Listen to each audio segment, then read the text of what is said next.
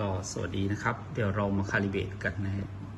การคาลิเบรตนะครับให้เราเปิดสวิตช์นะครับปุ๊บให้เราวางหุ่นคอมเส้นแบบนี้นะครับแล้วจะมีปุ่มสตาร์ทอยู่ตรงนี้ให้เรากดแช่นะใช้หัวนิ้วมือก็ได้นะกดแช่นานๆนะกดแช่ไว้เลยนะเนี่ยมีเสียงปิ๊บๆเนี่ยจากนั้นเราก็ลากข้ามเส้นดำนะครับนี้นะครับก็เสร็จเอาใหม่ก็ได้นะก็คือเราเอากดปุ่มนี้นะครับแช่ไว้จนกว่าจะมีเสียงปิ๊บๆนะครับเราเอาเซ็นเซอร์หน้าไว้ตรงเส้นดำก็ได้นะครับกดแช่อันนี้เราก็เลื่อนเลยครับแล้วก็เอาข้างหลังเหมือนกันนะครับ